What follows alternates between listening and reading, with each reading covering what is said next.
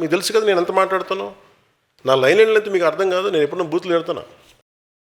ఏదో ఒకే ఒకసారి ఏదో కొడుకులారా ఒక పదం మాట్లాడాను ఒకే ఒకసారి. దానికి ఈ మధ్యన వాళ్ళు బాధపడుతున్నారు. ఇదివరకు నువ్వు బూతులు మాట్లాడామంటే కరెక్ట్ ఎప్పుడు మాట్లాడా. వైసీపీ వాళ్ళ నాయకులు, వాళ్ళ నాయకుడు, వాళ్ళ వ్యక్తులు ఏం మాట్లాడుతారో ఏం మాట్లాడారో విందాం. శ్రద్ధగా విందాం. పవన్ కళ్యాణ్ గారు ప్యాకేజ్ ఇస్తే వచ్చి మాట్లాడిపోతాడు. నలుగురు పిల్లలు కొత్త కారును మార్చినట్టుగా పిల్లాన్ని మారుస్తాడు. 4 ఏళ్లకు ఒకసారి 5 ఏళ్లకు ఒకసారి పిల్లాన్ని మారుస్తాడు. నేను కూడా చూశారు కదా జగన్మోహన్ రెడ్డి గారు తిడతారు. ఆయన తిట్టలే కాదు తిరిగి నేను నాకు ఎవరి వ్యక్తిగత జీవితంలోకి నేను వెళ్ళను. దాన్ని నేను రాజకీయ లబ్ధి కోసం వాడను. అలాగే నేను ఎవరైనా సరే మీరు మాట్లాడేది పబ్లిక్ పాలసీ మీద మాట్లాడతాను. పబ్లిక్ పాలసీ మీద రెస్పాండ్ అయితే రెస్పాండ్ అవ్వండి. నేను తిరిగి చాలా అనగలను, చాలా బలంగా మాట్లాడగలను. కాకపోతే దానివల్ల సమస్యలు పరిష్కారం అవుతాయి అంటే ఖచ్చితంగా పెట్టుకుంటాను. కాదే వ్యక్తిగతంగా మాట్లాడినప్పుడు ఆ సమస్యలు పరిష్కారం అవ్వవు. ఈ పెద్ద మనిషి 4 భార్యలు పెళ్లి చేసుకుంటాడు. 4 ఏళ్లకు ఒకసారి భార్యను మార్చేస్తాడు.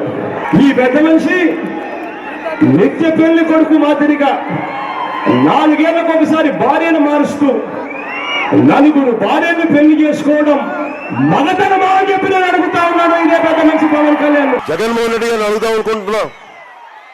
నా పెళ్లిళ్ళ వల్లే రాష్ట్ర విభజన జరిగింది, నా పెళ్లిళ్ళ వల్లే అవినీతి జరిగింది, నా పెళ్లిళ్ళ వల్ల పాపం జగన్మోహన్ రెడ్డి గారు జైలుకి వెళ్ళి ఆ కూర్చోబెట్టి కేసుల్లో ఉన్నారు. ఏంటా మాట్లాడతారు మీరు? వైసీపీ నాయకులు ఏం పిచ్చిగా ఉందా మీకు? తమాషాగా ఉందా మీకు? ఏమో మాట్లాడేవాళ్ళు లేదంటే మీ ఇష్టానికి నోరు పేలుతా ఉన్నాయి. జాగ్రత్త, కొంచెం హోషియారుగా ఉండండి. ఇష్టానికి మేము పట్టానికి ఏం లేవు. కొత్తగా ప్యాకేజ్ పవన్ కళ్యాణ్ గారిని కూడా అడుగుతున్నా. అయ్యా పవన్ కళ్యాణ్ గారు, మీకు కూడా 3 భార్యలు, బహుశా 4, 5 పిల్లలు.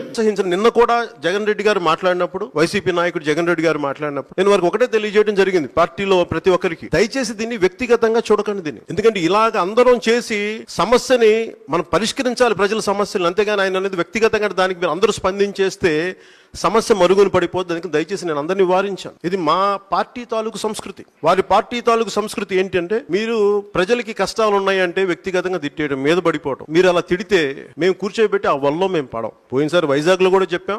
మీరు వ్యక్తిగతంగా ఎన్ని అన్నప్పటికీ మీరు భాషా సంస్కారాలని మర్చిపోయి ఎంత హీన స్థితిలో మాట్లాడినా మేము ఖచ్చితంగా మిమ్మల్ని పాలసీ విధానంలోనే మాట్లాడతాం, స్పందిస్తాం. మాట్లాడితే ప్రతిసారి 3 పెళ్ళిళ్ళు అంటే మీరు కూడా చేసుకోండి, ఎవడు కాదన్నాడు? 3 పెళ్ళిళ్ళు చేసుకున్నాడు, 3 పెళ్ళిళ్ళు చేసి దేనికి అంత బాధ? నాకే సరదా పడి చేసుకోవాలి, నాకు కుదరలేదు. ప్రతిదాన్ని మేము అడిగిందని సరిగ్గా స్పందించండి, ఒక పద్ధతిగా మాట్లాడండి. 151 మంది ఎమ్మెల్యేలు చెప్తాం. మీరు జగన్ రెడ్డి గారిని దృష్టిలో పెట్టుకుని చాలా రెచ్చిపోతున్నారు. అందరూ చాలా రెచ్చిపోయి మాట్లాడుతున్నారు. దృష్టిలో పెట్టుకోండి. పాము శివుడి మెడలో ఉన్నప్పుడే బాగుంటుంది, గౌరవిస్తాం. ఒక్కసారి జగన్ రెడ్డి గారి పరిస్థితి అటు ఇటు అయితే మీ అందరి దృష్టి అంటే కూడా ఆలోచించుకోండి. చాలా జాగ్రత్తతో ఆచితూచి మాట్లాడండి. మీరు ఎలా మాట్లాడితే భరించడానికి నేను తెలుగుదేశం పార్టీ కాదు, జనసేన పార్టీ, గుర్తుపెట్టుకోండి. చాలా బలంగా స్పందిస్తాం. ఒక వైసీపీ ఎమ్మెల్యే ఏం మాట్లాడారు మీరు? ఇక రాజకీయ పరిజ్ఞానం లేని మన పీకే తెలుసు కదా, మన పీకే అంటే మీ భాషలో పవన్ కళ్యాణ్ అవ్వచ్చు, నా భాషలో అయితే అంటే మీరు నోరు ఉన్నప్పుడు, మీ అధికారం ఉన్నప్పుడు మీరు ఇష్టానికి మాట్లాడేస్తారు.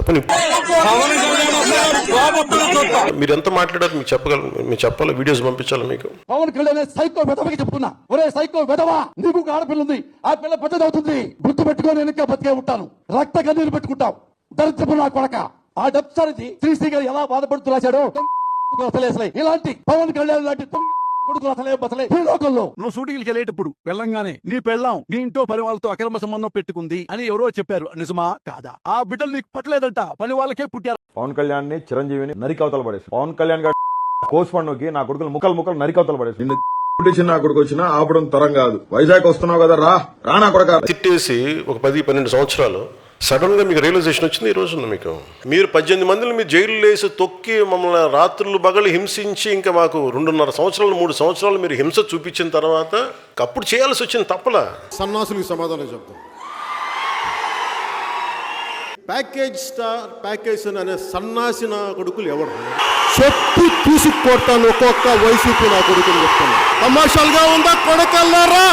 ఇంకొకసారి ప్యాకేజీ గీకేజ్ అంటే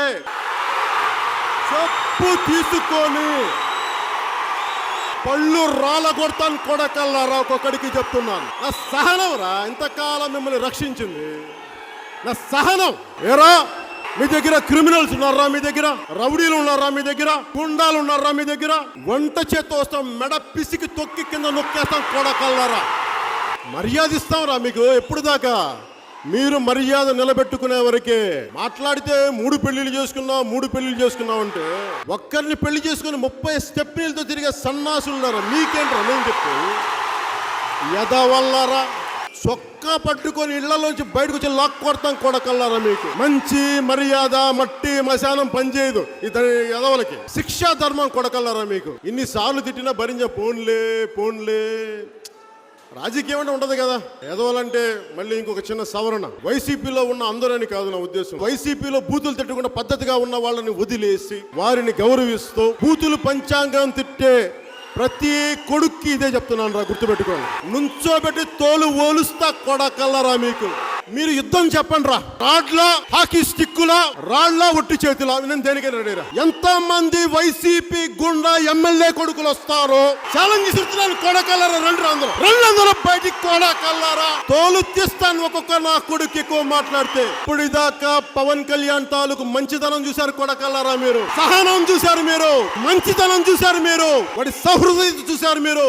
నేను కూడా నా రాజ్యాంగం భారత రాజ్యాంగం కల్పించిన హక్కుని భావ ప్రకటనని ఈ విధంగా నేను కూడా స్వేచ్ఛగా ప్రకటిస్తున్నాను. అప్పుడు కూర్చొని శాంతి వచ్చిన చెప్పండి, సంతోషం అండి, చాలా ఆనందంగా ఉందని మీరు తిట్టినందుగా చెప్తాం. అదే చేస్తాం.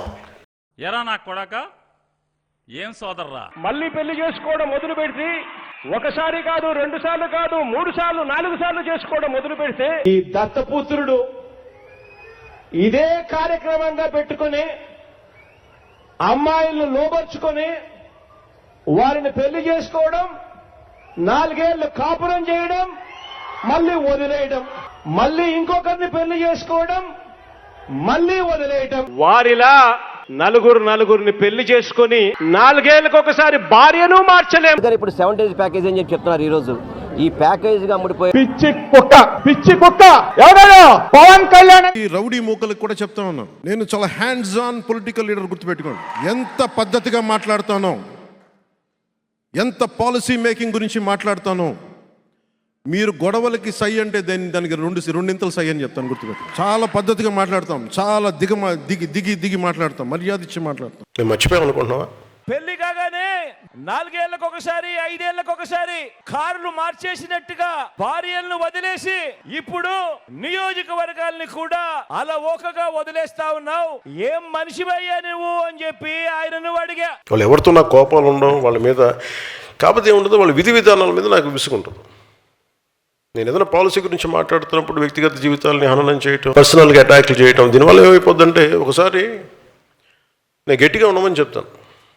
అదే మెత్తగా ఉండాలి, కానీ మరీ ఇంకా మౌనంగా ఉన్నా ఒకసారి వాళ్ళకి పేటరేగిపోతూ ఉంటారు. ఒకసారి మనం కూడా కొన్నిసార్లు కొన్ని సందర్భాల్లో చాలా ధీటుగా సమాధానం చెప్పాల్సిన అవసరం ఉంది. ఎదుటి వ్యక్తి మాట్లాడే విధానాన్ని బట్టి మనం కూడా చెప్పాల్సి వస్తుంది. అదే ఇష్టం వచ్చినట్టు గీత దాటే కూడా అదే చెప్పేది అదే కదా. గీత దాటం అంటే మళ్ళీ మనం వైసీపీలో అయిపోతాం, మళ్ళీ మనల్ని అసహించుకుంటే అల్ల కాదు నేను చెప్పేది.